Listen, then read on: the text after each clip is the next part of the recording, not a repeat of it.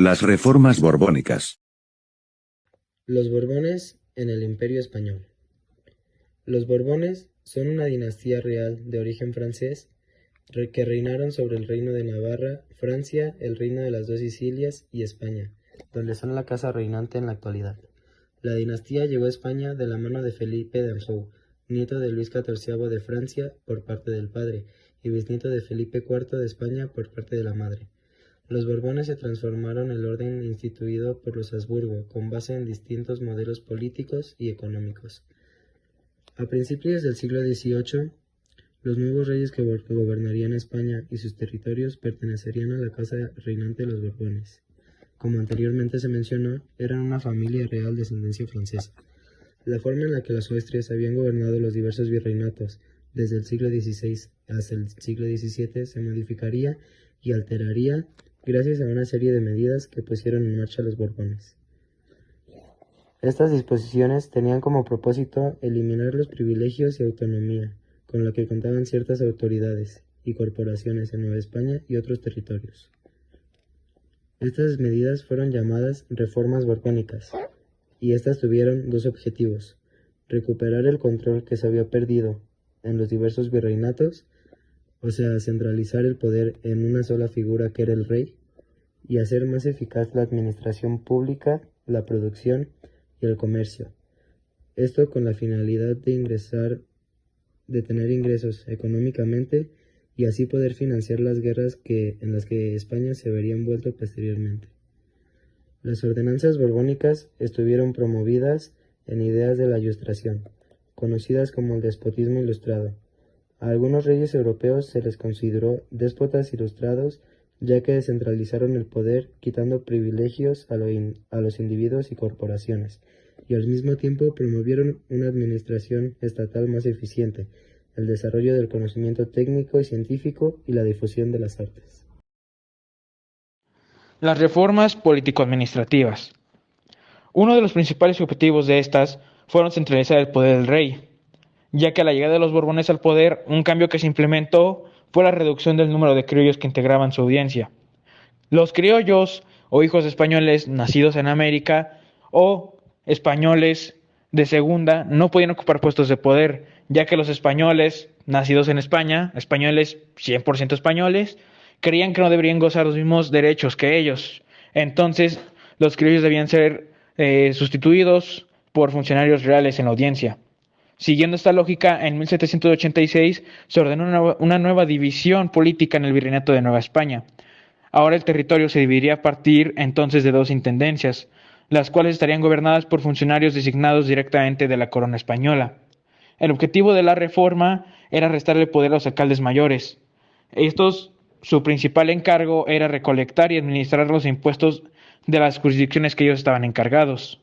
Muchos alcaldes mayores habían abusado de su posición, ya que al no tener un buen sueldo por parte de la corona española, lo que hacían era ir por los indígenas de la región, comprar su mercancía que se la vendían muy barata y después revenderla mucho más cara en su jurisdicción. Esta práctica, que fue común durante el mandato de los Austrias, se eliminaría a la llegada de los Borbones. También, gracias a eso, llegaron los intendentes, que fueron la máxima autoridad dentro de su demarcación. Eran responsables de 4 aspectos muy importantes: impartir justicia, administrar la recaudación de impuestos, atender acciones de guerra y realizar obras públicas. Los principales opositores de la nueva división política y administrativa fueron los virreyes, ya que ellos no querían compartir su poder y esta reforma los obligaba a compartirlo. Los intendentes fueron muy importantes para el rey y para toda la nueva división gracias a 2 aspectos que fueron muy importantes. Le restaron poder a autoridades locales y permitieron al rey tener más control político y económico. Aparte, fueron una base muy importante para la organización política que tendría México en su consolidación como república en 1824. Y gracias a esto se dio paso a las reformas económicas, que pasará a explicar mi compañero Diego Román. El grupo de reformas económicas, o bien conocidas como borbónicas. Al pasar de los años de la llegada de los españoles a América, el Imperio español había empezado a perder control sobre sus colonias. ya que se habían empezado a organizar de una mejor manera y cada vez necesitaban menos de España. La corona ya no recibía las riquezas que eran en un inicio. Así que ante estas situaciones, los reyes de la dinastía tuvieron que tomar cartas en el asunto, ya que tenían que afrontar muchos problemas. Para empezar, la minería. Esta había dado demasiadas riquezas en su momento, pero gracias a la sobreexplotación habían caído las ganancias con el correr de los años. Por otro lado, las colonias se habían vuelto autosuficientes, ya que ahora tenían un comercio interno en el que se sustentaba uno con el otro. Así, no tenían necesidad de comprar mercadería proveniente de España. Así, toda la riqueza circulaba dentro del territorio americano sin llegar a España. Además, el contrabando, a pesar de estar estrictamente prohibido, se seguiría practicando por parte de las mismas autoridades. Como consecuencia, España perdía cada vez más riquezas, sumando que pese a la distancia tan grande que había, los reyes y los grandes mandos se les era imposible que se les obedeciese sus órdenes dentro de las colonias. Así los mandos menores se aprovechaban de esto, haciendo grandes vínculos con las grandes influencias de la sociedad. Con esto, priorizando sus intenciones particulares como asamblea, poniendo así sus intereses por encima de la corona española. Por otra parte, las grandes potencias estaban intentando avanzar cada vez más sobre los territorios españoles. Ahora bien, para resolver estos conflictos se aplicaron las leyes borbónicas. Estos cambios buscaban fortalecer su poder y recuperar en cierta medida todo aquel que había perdido España. Pero esto no se dio de un día para otro, sino que fue un proceso muy largo. Para aumentar la cantidad de riquezas que salían de América hacia España, debería de convertirse en un centro de productos manufacturados, para así abastecer a las colonias americanas, mientras que éstas deberían producir alimento y materia prima, para que los españoles pudieran fabricar sus productos elaborados. En este sentido, lo que buscaban las reformas eran crear economías complementarias. De esta forma, las reformas de las colonias americanas dejarían de ser autosuficientes y volverían a depender de España. Otra aportación de estas fue la creación de varios puertos a todo largo y ancho de América, para poder comercializar entre continentes.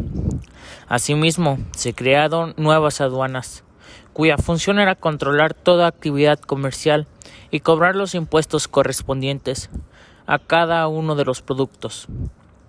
Otra gran reforma fue la fragmentación de territorio por virreinatos. De esta manera, se esperaba que las autoridades no tuvieran que controlar tanto territorio con tan pocas, así dando paso a las reformas culturales. Pero este tema se lo dejamos a mi compañero Joshua. Las reformas culturales. Las reformas borbónicas fueron promovidas por reyes que impulsaron, según su conveniencia, el pensamiento ilustrado. Los depostas ilustrados estaban interesados en la difusión de la cultura, la ciencia y la tecnología, siempre y cuando los beneficiaran.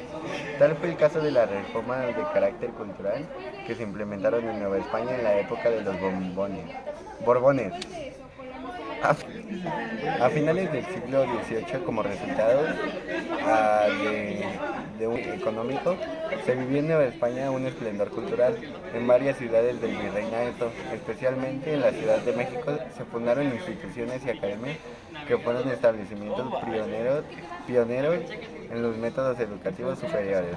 Las investigaciones y los trabajos realizados en estos centros impulsaron el desarrollo de una identidad americana. Muchos de estos intelectuales criollos defendieron el mundo novohispano de las críticas de los autores europeos, que pretendían demostrar de manera racional la superioridad cultural de los mexicanos. Así, estos centros educativos contribuyen al fortalecimiento de una conciencia criolla. Real Academia de Bellas Artes de San Carlos.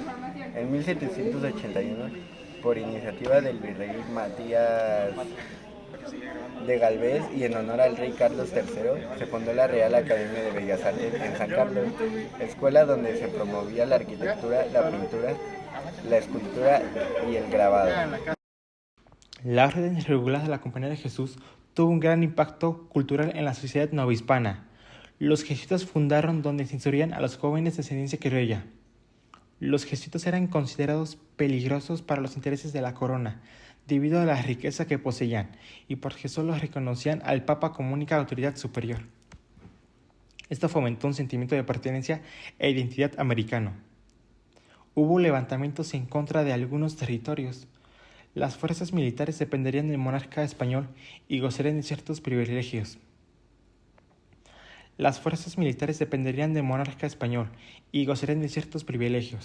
La autonomía con la que se conducían ciertos grupos sociales y corporaciones se vio afectada con la implementación de reformas cuyo objetivo era centralizar el poder del rey. De ahí que un movimiento autonomista no obispano comenzara a gestarse en los principios del siglo XIX. En 1810, el régimen colonial novohispano comenzaría entonces a quebrarse.